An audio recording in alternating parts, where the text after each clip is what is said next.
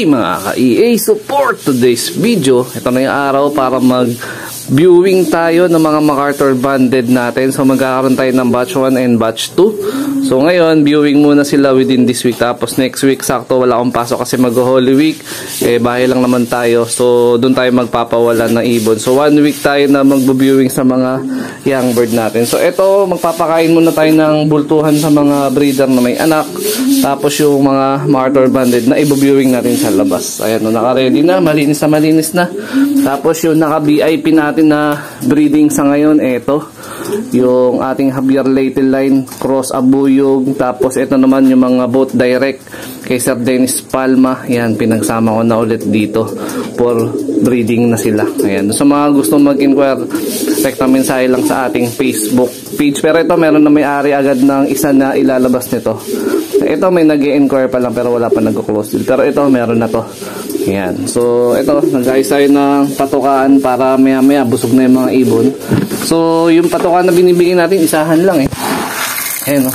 Flyer mix na may halo na 4 plus ba yun?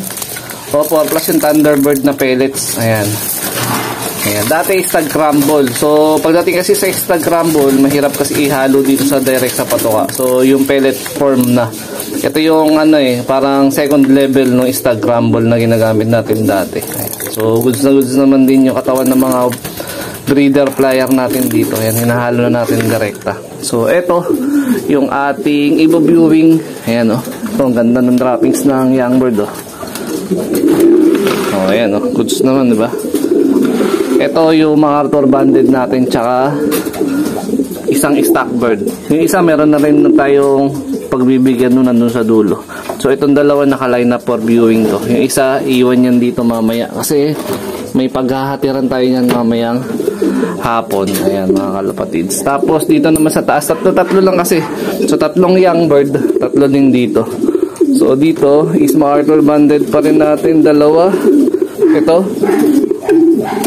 Ito mag-nestmate. Tapos yun, naka-MacArthur banded din natin yan sa dulo. Itong mag-nestmate, isa lang yung ililipad natin. Ito MacArthur banded. So ito throwback color. So naka-commercial ring lang siya. Latag natin to sa pa-trending bird mga kalapatids, no? So dun sa mga gustong sumali, 30 points lang per slot. Ayan. So baka marami na rin tumalpak. So kung mapapanood nyo to, ayan, mag-PM na kayo agad sa ating Facebook page. Basta within NCR, free shipping na yan. Kung provincial, hanggang 500 lang ang share natin sa shipping fee. Tapos kayo magbubuk. Ayan. So pero kung NCR ka, walang problema yan. Matik yan, free shipping ka na agad kay EA-Lock. Yan, 30 points lang yan per slot. So pakakainin muna natin tong mga to bago tayo ready mag-viewing ng mga ibon dito. Ayan. So, ayan. Dahil next week nga, plano natin na magpakawala dun sa mga young bird habang maigsi pa yung mga bagwis. O, ayan na yung mga ibon natin. No? Nagpa-low-fly kasi tayo na alas 6. Ayan, time check natin, 6:30 na. Ayan. Mamaya-maya na ng konti, magpapasukan na yan eh. Habol na habol nga si Ayan, si Makisig. Ayan o. O, ayan. So, papakain na tayo para makapag-set up na tayo ng viewing ng mga MacArthur banded natin yan mga kalapatids.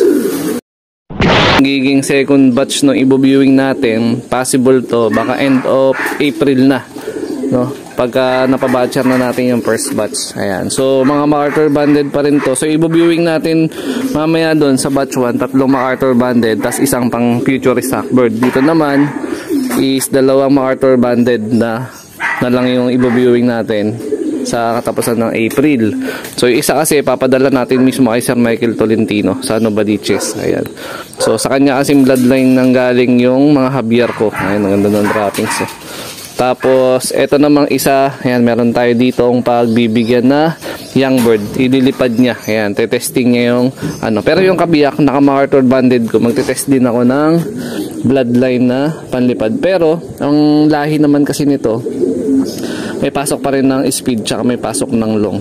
Yung nag-produce natin ng tawag nito, lahi ng Javier pa rin. Ayan. Pero halos parang parang third level ano na, bloodline na. Parang ganun, parang salinlahi na. Pero testing na tayo ng mga bloodline natin.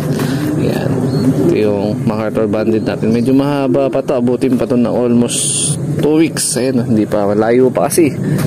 Mga 10 days pa siguro to bago natin maiwala. Ayan, maninipis pa yung mga balahibo sa ano lalo na sa ilalim ng mga pakpak ngayon. Dami pa itutubo niyan, mga kapatid. So, a few moments later. So, ito na yung ibibigay natin bago natin ibilad sa initan maghapon yung mga young bird na i-viewing natin. Ayan. Ito lang, red cell tsaka victory pills. Ito, baka bukas magbigay tayo sa tubigan nila. Ito, sisindihan natin ito mamayang hapon pag bago magdilim kasi medyo malamok para iwas bulutong yung mga ibon natin syempre. Ayan yung mga ginagamit natin supplement pero marami nang kulang dyan dahil wala na tayong budget. Tsaka off season naman, di naman tayo magde-derby ngayong summer. North tayo sa Sabak at pupukpok ng pinakakarera. Ayan. So ang i-viewing natin 5. Ayan. Itong dalawa, yung pula, tsaka yun. Ayan. Rektang anak ni Lady Mina to yan, yung Katbalogan Daybird, Javier Leyte finisher ko. Yan na nakakross kay Japan, galing kay Sir Longhair TV. Tapos dito naman, itong 3. Ay hindi, itong 2 lang pala. Ayan. Ito mag-nestmate Ayun. Ito, tsaka ito mag-nestmate. Yan. Rektang anak to ni Batusay na nakakross dun sa grandmother niya mismo. Ayan. Javier Leyte line natin yan. Ayan mga kalapatid. So, viewing na natin to. Ayan. So, 1, 2, 4 lang pala. 4 ba? O 4 nga ang i-viewing natin. So, sobra tayo ng victory pills. Ayan, bawas tayo.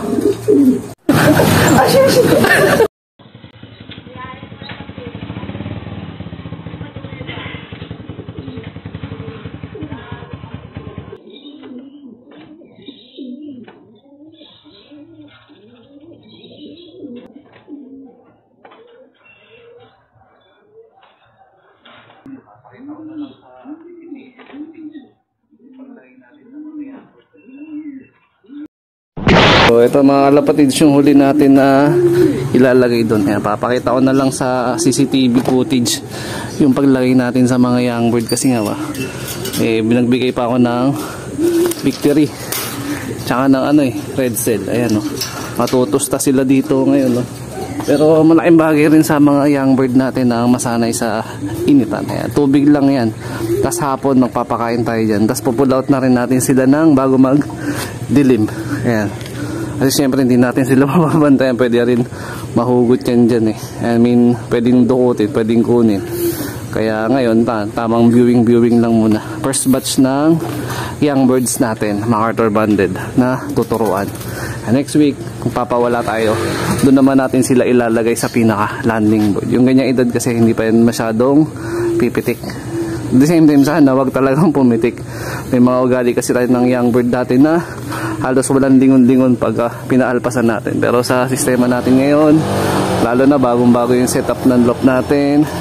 So check natin kung magsi-zero overfly tayo ngayon. Kasi last season na MacArthur Banded natin na 4 from 4 na MacArthur Banded na uwi sa 2. Overfly agad yung 2. Yan So masyadong maliit yung chance natin sa MacArthur noong nakaraan. Pero ngayon, hindi naman yung banded natin ng MacArthur dyan. So sana umubra. Ayan kumuha lang tayo ng tungtungan.